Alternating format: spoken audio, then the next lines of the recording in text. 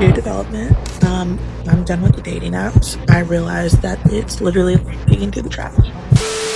If a me on a date and I just so happen to say yeah, because that's very rare, then you better have some roses waiting on me. I don't know if I have any more first dates in me. It's like when you're interviewing for a new job and you're, sending out your resume, seeing who's going to pick you. That's like when you match on the dating apps.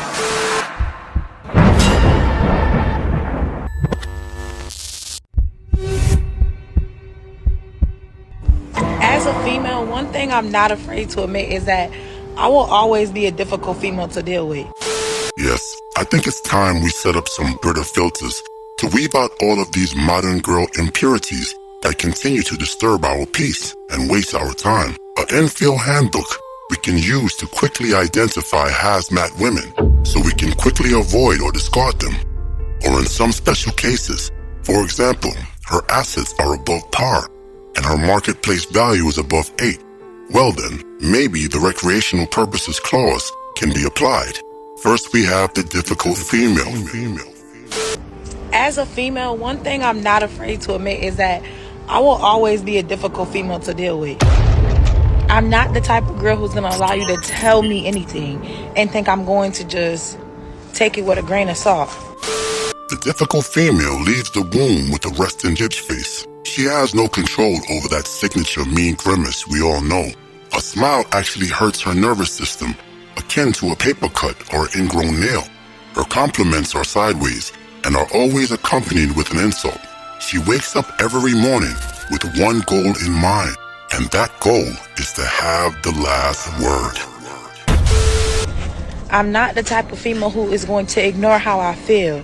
If I'm not being treated right, I'm going to speak upon it. If I don't like how the situation plays out, I'm going to speak upon it.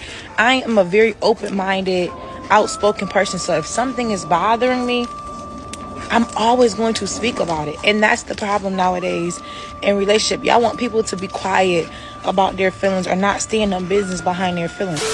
Even though she is 5'3", she uses terms like allow me to, stand on business, or I wish you would. And not stand on business behind it. It's gonna allow you to tell me anything. The heart of a lion, but the physical appearance of a chihuahua. However, her alpha energy is not based on the speed of her jab, but on how fast she can dial 911. So what you have is a woman with a Napoleon or short man complex. A feeble woman which exhibits alpha energy to compensate for her physical and social shortcomings. Unfortunately, I'm not that type of girl. I'm going to say what I have to say, and you either take it with a grain of salt or you don't take it at all. These women can only attempt to gaslight you, emasculate you, and most importantly, disturb your peace. But I know for sure, and suddenly I realized that I will always be somebody hard to deal with because I'm going to stand on business behind my feelings. Avoid these types at all costs. You know how to figure out if a man is sassy or not? Tell him you got your own money. Second, we have the fake independent / sassy man inquisitor. Oh yes, the sassy man inquisitor. The woman that would walk at the pride parade on Monday, but uses the word sassy as a derogatory term to offend heterosexual men on Tuesday. She calls men sassy as an insult, while also pledging to be a zealot of political correctness and a deity of modern wokeness.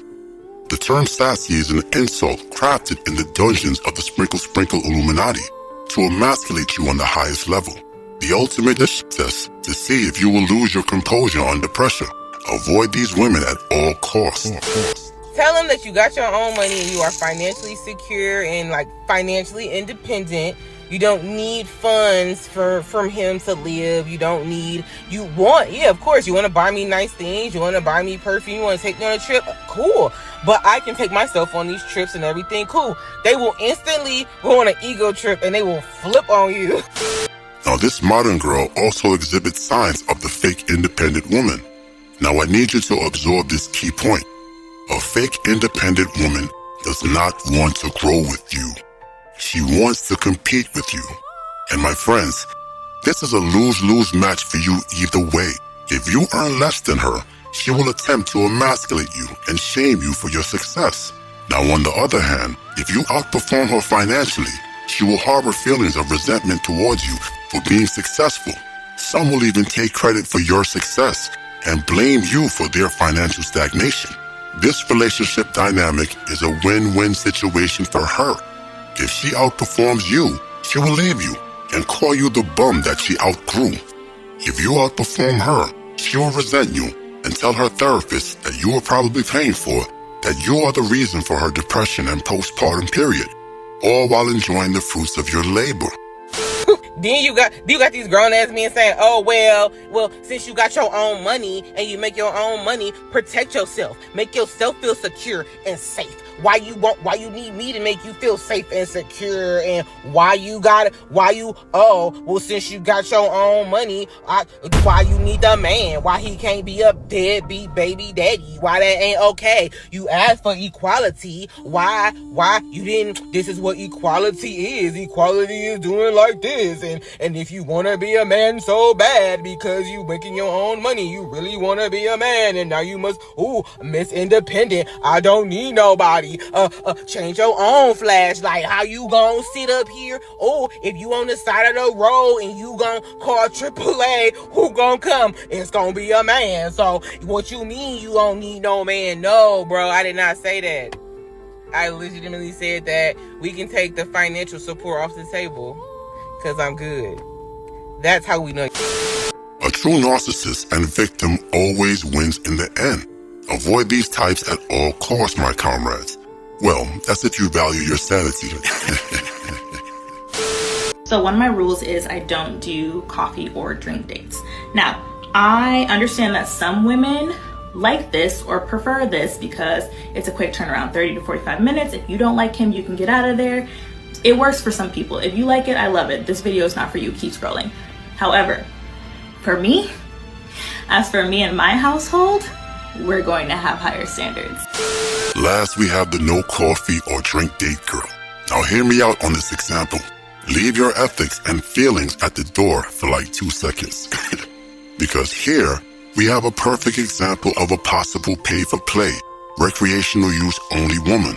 Like I said, if she's over an 8 and brings proper assets as collateral, this might be a possible betation without representation candidate. The no coffee date woman is basically a seeking arrangement or Ashley Mason type woman. Now, if you enjoy the sugar daddy setup, well, this might be your cup of tea. To be clear, these women are sometimes attractive and feminine, basically just high-end pay-for-play providers. Your Grace would argue about the value, however. Are these women worth 2 to 3 $500 dates just for the purpose of recreational usage? Well, that's up to you and your bank account. The key factor is, are they actually attracted to you? If so, you will be greeted with the coveted girlfriend experience, where you will enjoy every cent of your $500 down payment to this pay-for-play provider. However, if she is not attracted to you, then expect to play the never-ending cat and mouse game that will conclude with you crying in your bathtub. But let's get one thing clear.